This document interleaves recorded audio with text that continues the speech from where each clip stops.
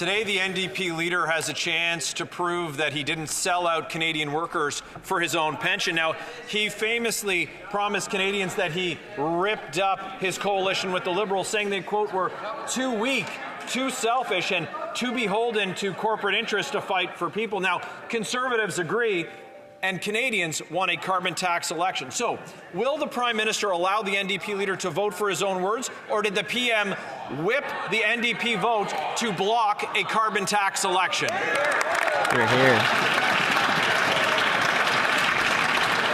Look at Pierre. I'm afraid that question doesn't, again, meet the relevance of the administration of government. Yes, I do see the government Greg. House leader rising to answer. Greg, shut up. Colleagues,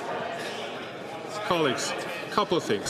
One, let's make sure that when someone has the floor, that no one else is taking the floor.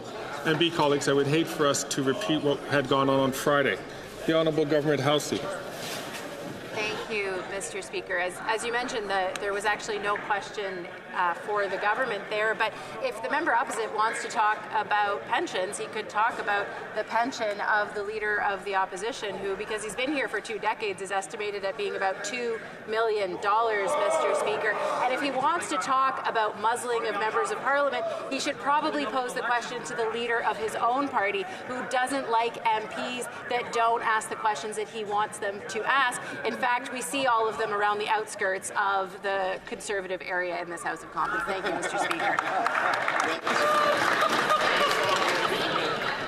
The Honourable Member for Leeds, Grenville, Thousand Islands and Rideau Lakes. Well, it looks like this Prime Minister has lost control of everything except his control over the NDP. Now, according to the NDP leader's own words, quote, "You're never going to count on us if you're going to take away the rights of the workers. Never." Now, we've seen that this Prime Minister has done just that, ordering binding arbitration. But the question is, what has this Prime Minister promised to the NDP in exchange for their support for his failing government and his failed carbon tax? Here, here. Appreciate you again, Humble Tracker and Donnie. You guys keep doing the super chats and gifting memberships, so we appreciate you guys. Again, that is not relevant to the administration of government. Yes, it is, Greg. And the chair will have something to say about this at the end of question period. No one cares what you have to say, But I do see man. that the Honourable Minister was rising on his feet. I don't know if he wants to continue to respond.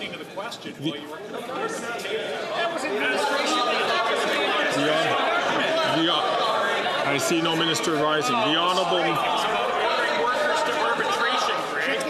Honourable Member for Calgary Nose Hill. Mr. Speaker,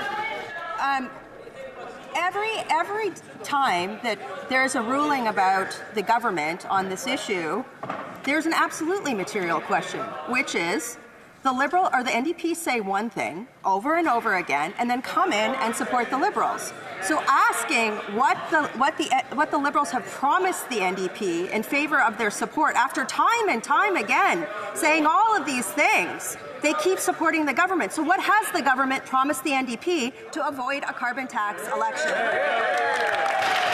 here. That's totally relevant.